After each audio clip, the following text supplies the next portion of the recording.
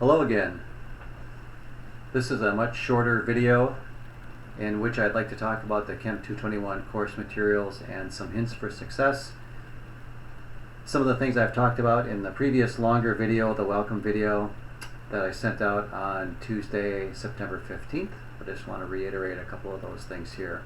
So first of all, I want to go through the course materials, and there is a document that I sent that describes these. It's attached to the email I sent out on Tuesday, September 15th, and also this email from Wednesday, September 16th, through which you found this video.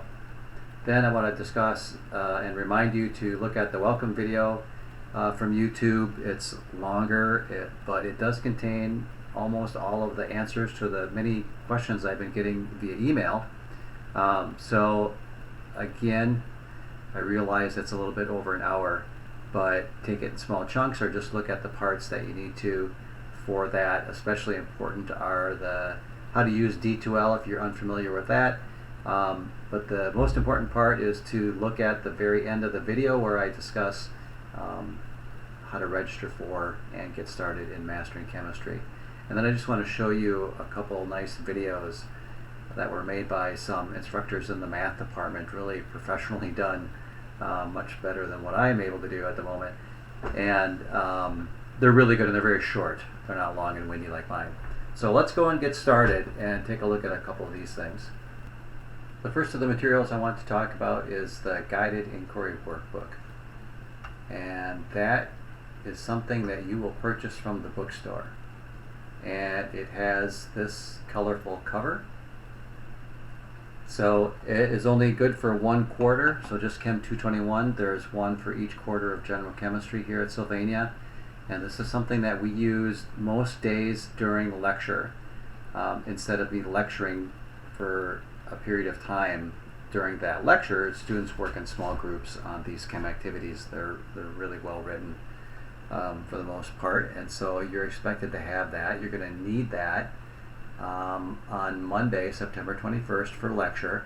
If you are taking this course asynchronously or miss a lecture, you are expected anyway to do the activity that we did in the lecture that day. It's a very powerful technique to engage you with the material, and the answers are actually posted on D2L, so I will expect everybody to work on these even if you're not in the lecture live with the rest of us.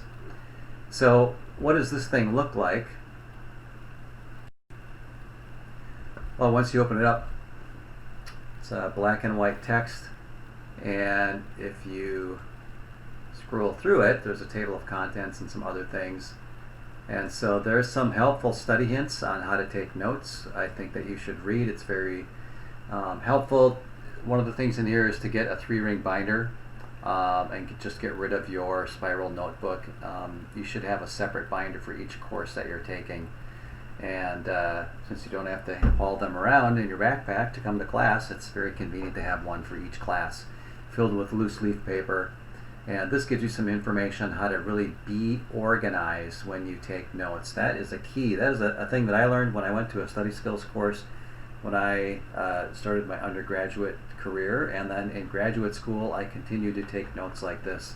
And it's just really very beneficial to be organized.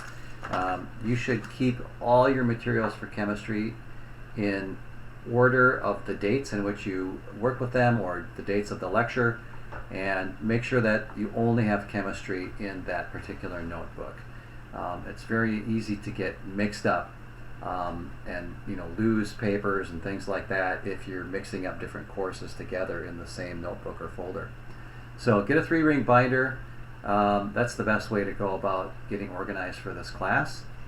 And there's some other how to study pages to help you succeed. And then there is a sort of a place where you can write down what happens every day in the course and what homework is assigned and when it's due. Just a way to keep you organized. You may have your own way, but some students have found this helpful, sort of like an appointment book or like a diary for the class, a place to keep all your information. So at the very beginning here is this review module. Again, if you are still feeling rusty on some of these things that you would have learned in Chemistry 151, the prerequisite about units and scientific notation, significant figures, and dimensional analysis. Here is another really well-written summary with examples on how to do that. And so this is going to be a great reference for you to come back to during the course of the term if you're like, I forgot how to do significant figures or so-and-so. And so you can come back here and take a look. It's very clearly explained, or how to do dimensional analysis and things like that. As you scroll through this, there are some practice problems that you can test your skills at, see if you do that right, and then there are even some more practice problems, taking measurements and things like that. And so again, these are the expected knowledge that you're coming into this class already being able to master. And then there are the answers right at the end of this thing. So get immediate feedback. All right, and then we start into the chem activities. And so these things are labeled at the top here. It says chem activity, and then there's a number, and sometimes there's a letter. And so this is originally a workbook that was available commercially, and we've adapted it here at PCC. And some of the activities that we've adapted locally here at PCC have a letter after them, since we weren't really able to insert the activities in. We couldn't renumber the booklet. So this first one we're not actually going to do in this course, so you can skip over that one if you want to. But this page, page 34, if you're wondering why we're doing these guided inquiry small group activities, and other ideas about critical thinking exercises and social learning, I really want you to do this chem activity. It's really nothing much to it, but read some of the little background information. It starts to give you an idea of the way a chem activity would work. There's just some information and a model, and then there's some other information, and then sometimes there'll be some questions after that. But why should you care about social learning, critical thinking, and teamwork skills in a chemistry class? Here are some answers. So it's very interesting information, and I would like you to take a look at that and read that through. Some other background information. To help you sort of draw conclusions from this chem activity, you should do these what are called critical thinking questions. So these are questions that go back, or ask you to go back and think about what you have read and sort of reinforce in your mind immediately the reason for why we're doing some of these things, or some of the points that are made in these critical thinking questions. So this is the way the activities are going to be, except normally you'll be working in groups. But this is for your own background information. You can skip over this next part about a video and part 2, but this one right here, Chem Activity 1, the nuclear atom, this is going to be the very first activity we're going to do on Monday. So really quickly, the way these work, and I'll explain this more in lecture, is that you are going to be given data. So the idea is to model the experience like a scientist would, and that is to take information presented in front of you, and now it's like a puzzle. How do you figure out what this data means? So we don't just leave it open to you. We're going to guide you there, but we're going to make you think about it and analyze and work with the information, and that's what these critical thinking questions are. So you are not to do this before lecture on Monday, but this is something that we're going to do in some of these in breakout groups and during lecture on Monday. That's why you need this book. And at the end of it, there are exercises and problems, and very often these will be the things that will be assigned as homework. These are meant to be done individually at home, away from your group, and this reinforces the information and the content that was given and worked on in the critical thinking questions and the models that are in each chem activity. So you will need to bring this to lecture with you, whatever that may be. So you'll need to bring this booklet to lecture with you every day, and we'll be working on it. There's in the syllabus, it lists sequentially what the activities we're going to be working on as we progress through the course of the term. So the next thing to talk about is mastering chemistry with the e-text. And I'm not going to say really anything more about that because I have made a in detailed video the one I sent out that was prepared on the previous email that you can find now linked on the D2L site. That's the back end of the welcome video. So you should go there. It'd be nice if everybody was registered for Mastering Chemistry by the first day of class. So you've got some time at your leisure to do that now. And this talks about, I just wanted to remind you again, there is no code at the bookstore. You need to purchase this online as the instructions show you in the video and in the instruction sheet that was attached to the Get Started packet that was in the previous email I sent out to you. It's also posted on a page in D2L. So there's lots of places to find this information. You need to go there and purchase this. If you are not sure about the class, then do the temporary 14-day free access and pay later once you've decided to stick with the class. So go to that video for more information about Mastering Chemistry. The last thing that you do need is the Chem 221 Lab Manual. Now the lab manual you need to purchase at the bookstore, and you're going to need it for the first week of class because you're going to be doing a lab the first week of class. As we begin next week, I'll talk more about what the labs are going to be like, but basically I've recorded a video of all the labs for the term, and each week you'll go and watch the lab video. And so the idea was for me, I wanted to record these as if I was you, the student, doing the lab. And of course I've got some commentary to go with it, but we're putting those together right now. And so then you will go to this lab manual. And this is what it would look like. It's a print version. You need the print version. There's no online version for you because you're going to want to write in it, just like you would a regular lab notebook.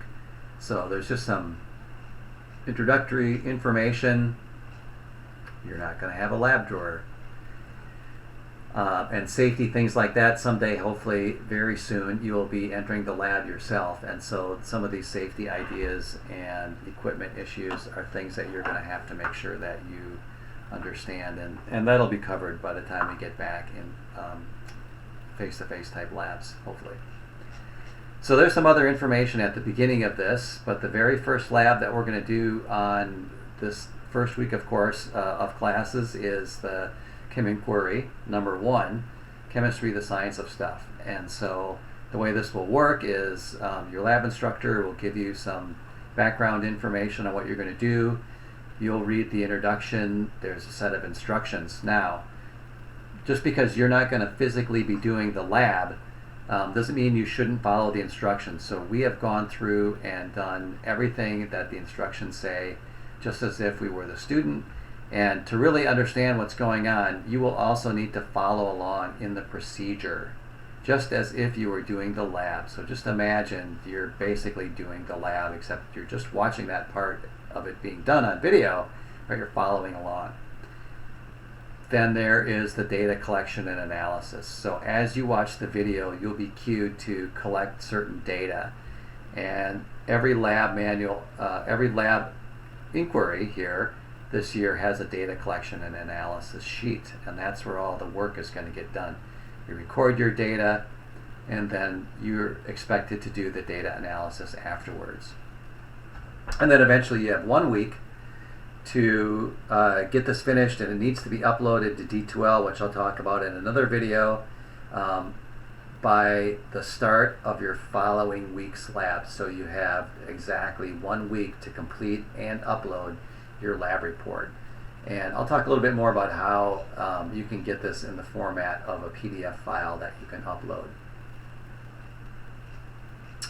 So that's the first lab. You answer all these questions, not these in this particular lab, but we're going to talk about that, just exactly what you're going to be doing. So make sure you have your lab manual for next week. The last thing is just to remind you, I sent this document out to you previously. I've also included it on today's email. And there's lots of great resources. Every one of these little blue links is something that you can click on, and from the PDF file it'll take you to the website. Again, you should be getting Microsoft Word. Just go here to this website and you enter your PCC login credentials. and you'll be able to download Microsoft Office, which includes the Word program, for free as a student. So that's something you might want to play around with before the term starts, because we're going to be using that. And then I just want to point out a couple of these videos that are well done and you should take a look at. And so advice for succeeding in a remote class. You can take this link, or if we go to D2L, I've done some updating here. So all the videos that I've been talking about and that I'm going to be adding are going to be posted. I'll put them down here under this week 1 category. So haven't watched the laboriously long welcome video yet? Well, you can just click on it and that'll be brought to YouTube, and you can do that. This is the one I think you should watch. A couple of the math instructors made these videos. They're short. They're really professionally done. They look nice. They look a lot nicer than mine. So you should go check that one out. You can see it's quite a bit shorter. There's a link for the course materials information, basically the video that you're watching at this very second. The other important thing is I want you all to be able to make a PDF file, and when you turn in homework or labs, there's going to be multiple pages, and you are not going to turn in multiple photographs or multiple scanned documents. Everything needs to be compiled into one single document. And actually, it's not that hard to do. You can do it with a scanner if you have it, and a computer program if you're savvy. But you can also just do it with your phone.